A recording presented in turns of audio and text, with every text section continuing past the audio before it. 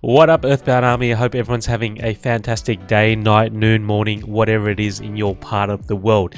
Now, in this video, I want to look back at my two videos on NFTs, which is the mintable one and the OpenSea one, because that garnered a lot of questions around gas, around how to do certain things, how to batch mint, how to upload your artwork, blah blah blah. So there's been a bunch of questions that I've gone and answered individually through the comments, but I want to take this opportunity to go through those questions and answer them in video form. It's been a week since I made those videos, and I've learned quite a few things that I want to kind of share with you guys as well, because I think we're in this journey together. We might as well share the knowledge. We're a great community of up and budding artists, so why not share the love and see how we can help one another.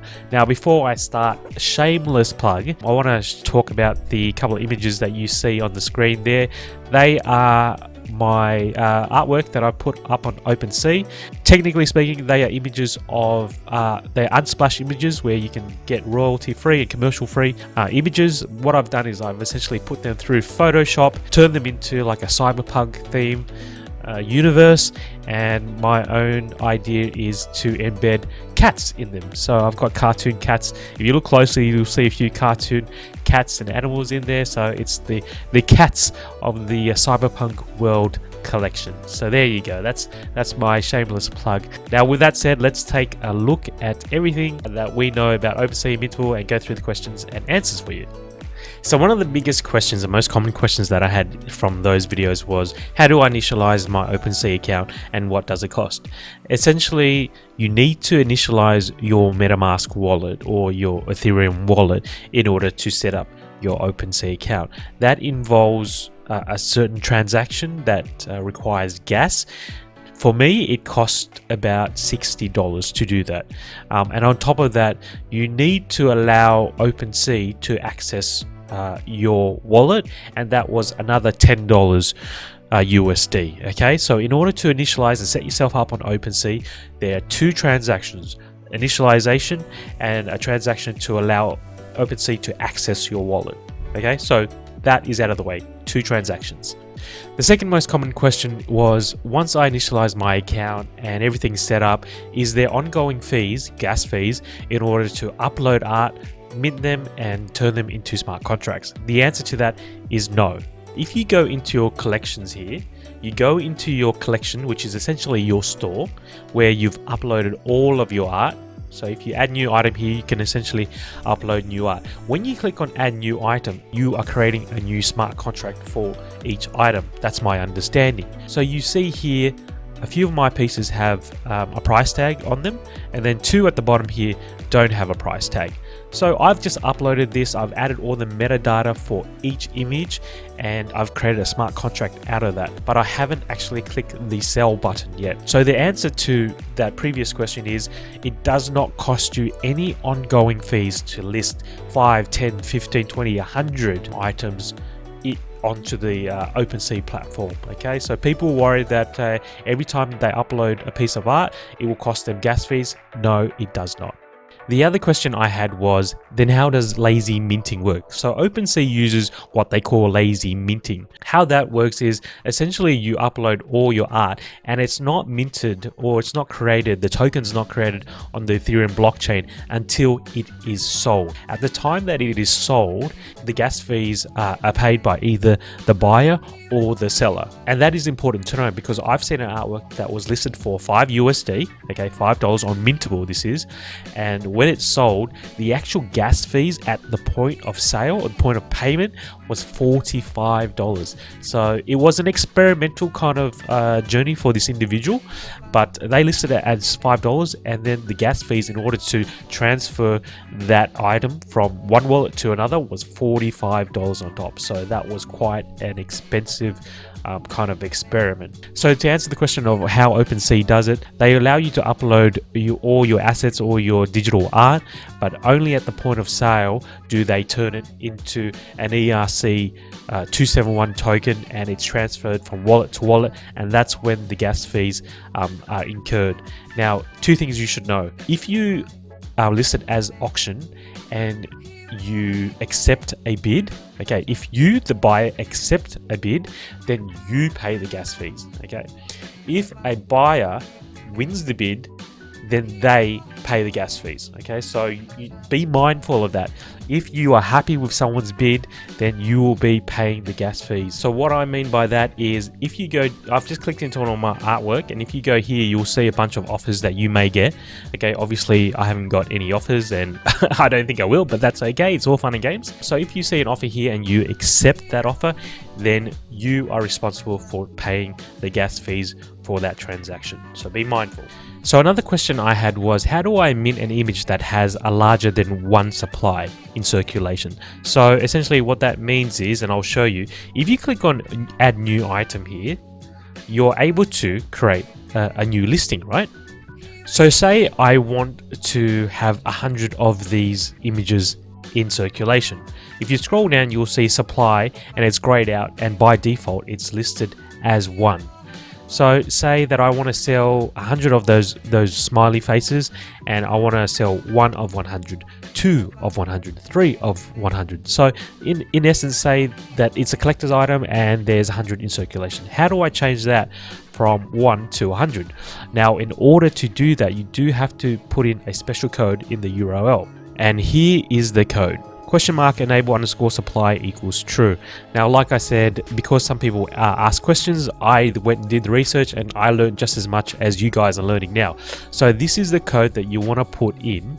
Click on the URL there, do / and then enable_supply blah blah blah true. Click enter, and it'll bring you to, it'll refresh the page, okay. You put in that image again, and if you scroll down, now you can see that you can change that number to, you know, whatever you want.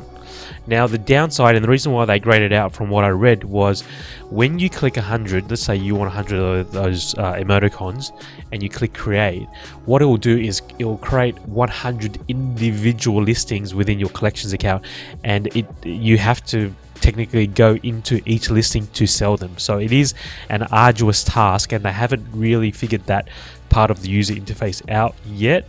That's why they by default have graded out. So can you create a larger supply? Yes, you can, by using that !enable supply equals true code. Okay, so remember that, write that down. There you go, that code there. Okay, put it into the end of the URL up here, click enter, and it will allow you to create more than one NFT within supply. Now, another question I had was Maria asking, there's a lot of people talking about issuing contracts and also minting, and she doesn't know the difference between those two. People said that you have to code contracts, and then some people are just saying, oh, the process that I've shown is too easy. Now, I believe the process of coding contracts maybe relates to more collectible items like games, virtual, or maybe even domain names and certain collectible goods, in-game user-generated goods, and not artwork. Okay, when it comes to artwork, I believe the normal upload and sell contract is a very basic contract, so you don't have to code anything. If you are a developer and you want to start coding certain metadata within your smart contract, your ERC 271, then yeah, obviously you'll need to learn a bit of code. I really don't want to go down that rabbit hole because I don't know the answer to that, and I don't know the codes, I don't know how to do it, so I'm going to leave that to someone that knows how to answer that question for you. So Coconut Pete said he didn't actually understand the 1 Ether reserve price for auctions, and essentially my comment or my answer to him was, unless you are planning to sell your artwork for more than 1,600, which is the current, around the current price of 1 ETH at the moment, don't even bother putting it up for auction, okay? Because you might not hit that mark, and I don't actually know what happens if it doesn't, okay? But I'm going to try it anyway. So I'm going to list it at $50. Okay, this is just an experiment. I'm going to list it at $50. I'm 100% sure that I'm not going to hit the reserve 1 Ether. Let's see what happens. So in 3 days, I'm going to end this auction, and I want to know, does it come back to my wallet, and am I charged anything? Okay, That's really what we want to know, and I'll find out just as quickly as you guys find out. So post your listing, here we go. So I'm going to have to assign my wallet, which is standard procedure when you list an item for sale. Essentially what it's doing is it is assigning that to your wallet and signing it as a smart contract. That's my understanding. So it's technically not on the blockchain yet. It's only on the blockchain once it's bought or once it's sold. Okay, that's when the gas prices kick in. And like I said, if you're a buyer, then you pay the gas price. If you, the seller, accepts a bid, then you are responsible for the gas price. Okay, so let's check back in 3 days once this auction is finished. Guaranteed will not hit 1 Ether. And also a side note is once the sale goes through, it's letting you know here that OpenSea is going to get 2.5% commission for using their platform.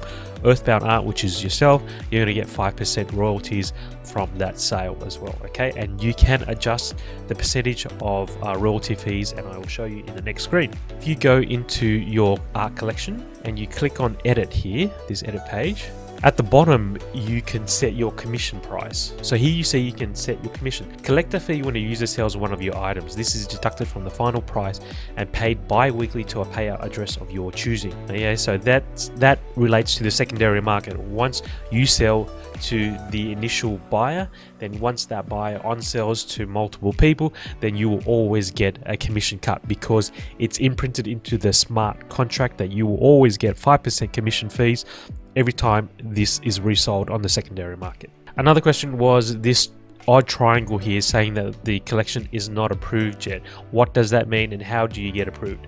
Okay, in order to get approval, you need to chuck a banner, you need to put a little thumbnail there, and I think you need to do a URL and a few other things, but it will essentially tell you at the bottom what you need to do in order to, you know, get verified. And you can, once you've done all that, you just slide this over here and click submit. Okay, what does it mean to be verified? To be verified, it allows your collection to be searched within the search box, and I think it just also helps people understand that you know, your artwork has been looked at, it has been approved by people at OpenSea, it's been verified, you are a unique artist. Sometimes it indicates that you're an artist that they have worked with, and maybe it just makes people feel more comfortable buying your artwork knowing that it's an original piece. I don't know, but that's how you go about requesting a review. I have requested a review. It's been, I feel like, a week now and I've got no response. When I look at the guides and the FAQs, it says a couple of days, but perhaps the platform is just being flooded at the moment, that there is a backlog of reviews happening. But either way, I'm just going to leave it and we'll see what happens.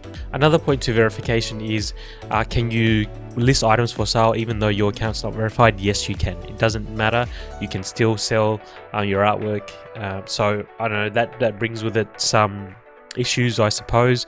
What if you technically steal other people's art? Can you then sell it even though your account's not verified? I guess you can. I can't see anything stopping you, but again, that's another issue altogether, and you know, I don't want to get into that because I don't have the answers to how they can kind of combat art thievery. So another question that some people may have is, what's the process after someone wins a bid? You know, do they have a couple of days to pay? What happens next? What's the process moving forward? How do I get money into my account? Now, I haven't sold on OpenSea, so I can't really explain to you what you should expect, but I have sold on mintable.app, okay? And on mintable.app, I've sold my first art piece for $11, and what happened was, after a few days, maybe a couple of days, 2 days, the person bought my artwork and they paid directly into my wallet. So I got the money into my MetaMask wallet, and there is a video that I created to show you how to check that you know, the money, the ether has gone into your wallet. Okay, and I'll link that up above. So a lot of people are asking, like, how do I get my artwork known? How do I get it viewed? Well, essentially, guys, you just got to do what you need to do to market your work, whether it's Instagram, whether it's Facebook, whether it's running ads, creating Discord server, Reddit pages, whatever, you know. If you go into the browse section of OpenSea, you will just see all different type of artwork, And like I said, it's very subjective. If someone looks at your art and they like it, then they'll buy it, you know.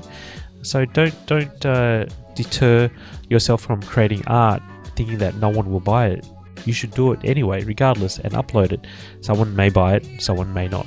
Okay, so there you go. Hopefully that answered a lot of the questions that were asked in that previous video. And you know, until the next one, good luck to you, keep making art, and I'll see you soon.